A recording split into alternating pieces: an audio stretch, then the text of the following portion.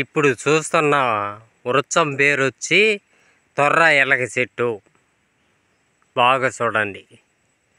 దీని గురించి పూర్తిగా తెలుసుకోవాలంటే ఈ వీడియోని చివరి దాకా చూడండి.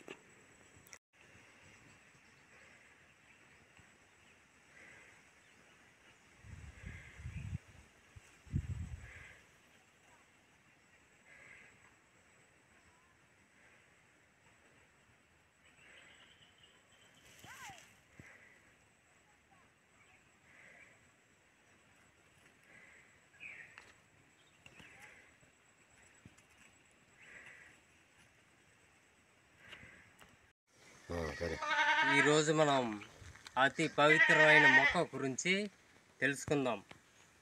మామూలుగా ఎలక చెట్టు అనేది మనకి రెండు రకాలుగా తెలుసు. ఒకటి నేల ఎలక చెట్టు, రెండోది వచ్చి మామూలు పండు కాస్తాయి ఆ ఎలక చెట్టు తెలుసు. మూడో రకం కూడా ఒక ఎలక చెట్టు ఉంది. దానినే తొర్ర ఎలక చెట్టు అనేసి అంటాం. బాగా చూడండి. ఈ తొర్ర ఎలక చెట్టుని దేనికి ఉపయోగిస్తామో కొంతమందికి తెలుసు, కొంతమందికి తెలియదు. తెలియని వాళ్ళు కూడా తెలుసుకోవాల్సిందిగా కోరుతున్నాను. మామూలుగా దీన్ని మేము తొర్ర ఎలక చెట్టు అనేసి అంటాం. ఇది తొర్ర ఎలక చెట్టు అనేసి మా మాతృభాషలో అంటాం. కానీ ఇది మహాబలం వృక్షం అని కూడా అంటారు. బాగా చూడండి. మామూలుగా అందరూ మహాబలం వృక్షం అనేసి అంటారు.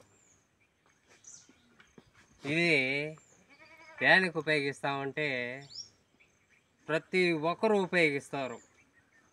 శివుని గుడికి వెళ్ళే వాళ్ళు మొదట ఈ ఆకుని తీసుకొని పోవాలి.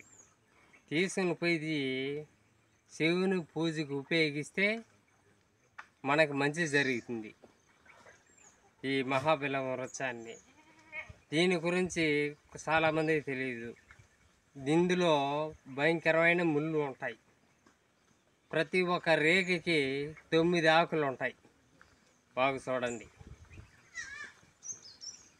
ఈ మహాబలం వృక్షంలో ప్రతి సోమవారం కానీ మనం ఈ పూలు కోసుకొని పూజకి కానీ పోతే శివుని పూజకి మనకి తీరని కోరికలు కూడా తీరుతాయని ఒక నమ్మకం. ఈ పద్ధతిని ప్రతి ఒక్కరూ పాటించవలసిందిగా కోరుతున్నాం. ప్రతి ఒక్క రేకికి 9 ఆకులు అనేది ఉంటాయి ఈ మహాబలం వృక్షం వలన.